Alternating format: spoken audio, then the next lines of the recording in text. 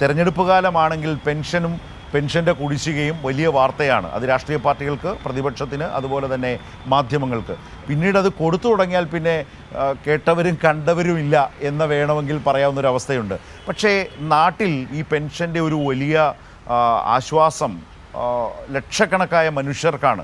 അപ്പോൾ അവർക്ക് മുമ്പിലേക്ക് ഏറ്റവും ആശ്വാസമുള്ള ഈ മഴക്കാലത്തെ ആശ്വാസ വാർത്ത, മരുന്ന് വാങ്ങാൻ, അതുപോലെ ആഹാര സാധനങ്ങൾ വാങ്ങാൻ ഒക്കെ അവർക്ക് ആശ്വാസമാകുന്ന, വയോജനങ്ങൾക്ക് ആശ്വാസകരമാകുന്ന ക്ഷേമ പെൻഷൻ്റെ ഒരു മാസത്തെ വിതരണമാണോ ഇന്ന് ആരംഭിക്കുന്നത്? ഷീജ.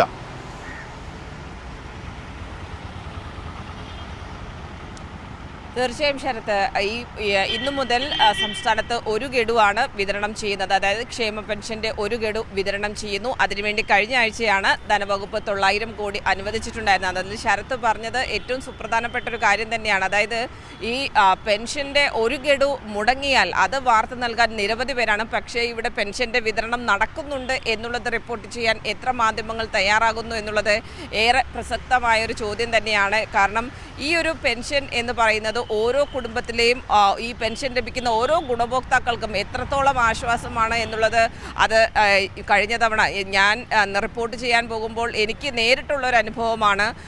ഒരു വീട്ടിൽ 2 പേരാണ് പെൻഷൻ വാങ്ങുന്നത്. അവർക്ക് മറ്റ് ആശ്രയങ്ങളൊന്നുമില്ല, മക്കളില്ല. അപ്പോൾ അവരുടെ ഏക ആശ്രയം ഈ പെൻഷനാണ്. അപ്പോൾ അവർ പറയുന്നുണ്ട്, കഴിഞ്ഞ തവണ മാർച്ച് അവസാനമായപ്പോഴാണ് ഒരു ഗഡു നൽകുന്നത്. വിഷുവിനോടനുബന്ധിച്ച് 2 ഗഡു നൽകി. അപ്പോൾ ആകെ 3 ഗഡു ആയിരുന്നു അവർക്ക് ആ ഒരു സമയത്ത് ലഭിച്ചിട്ടുണ്ടായിരുന്നത്. മാർച്ച് പകുതിക്ക് ശേഷം ഏപ്രിൽ പകുതിക്ക് മുൻപായി ലഭിച്ചിട്ടുണ്ടായിരുന്നത്. അതിൻ്റെ ഒരു ആശ്വാസം, അതിൻ്റെ ഒരു സന്തോഷം എന്നൊക്കെ പറയുന്നത് അവരുടെ നേരിട്ട് ചെന്ന് നമ്മൾ സംസാരിക്കുമ്പോഴാണ് അവരുടെ ഒരു എത്രത്തോളം ആശ്വാസമാണ് ഈ ക്ഷേമ പെൻഷൻ എന്നുള്ളത് നമുക്ക് മനസ്സിലാവുക. ഏതായാലും അത് നമ്മൾ അന്ന് ലൈവും നൽകിയിട്ടുണ്ടായിരുന്നു.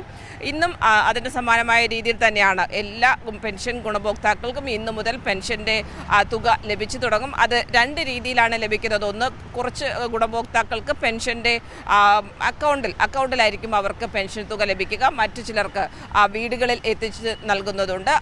അതാത് സർവീസ് സഹകരണ ബാങ്കുകളുടെ ഉദ്യോഗസ്ഥർ, നിയോഗിക്കപ്പെട്ട ഉദ്യോഗസ്ഥരുണ്ട്. അവർ കൃത്യമായ രീതിയിൽ തന്നെ ഒരു ഉച്ചയോടുകൂടിയൊക്കെ അവർ അതാത് മേഖലകളിൽ വീടുകളിൽ പെൻഷൻ എത്തിക്കുന്നതായിരിക്കും. ഇതിൽ ഒരു തരത്തിലുള്ള ഡിലേയും ഉണ്ടാകാതെ കൃത്യമായ രീതിയിൽ തന്നെ ഒരാഴ്ചയ്ക്കുള്ളിൽ പെൻഷന്റെ വിതരണം കൃത്യമായ രീതിയിൽ പൂർത്തിയാക്കാനുള്ളൊരു നിർദ്ദേശം കൂടിയാണ് നിലവിലേതായാലും ധനവകുപ്പ് താഴെത്തട്ടിലേക്ക് നൽകിയിട്ടുള്ളത്. ശരത്ത്.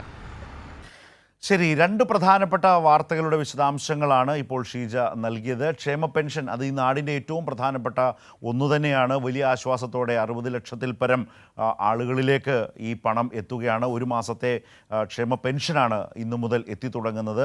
ആ പ്രധാനപ്പെട്ട വിവരം പ്രേക്ഷകരുമായി പങ്കുവച്ചു.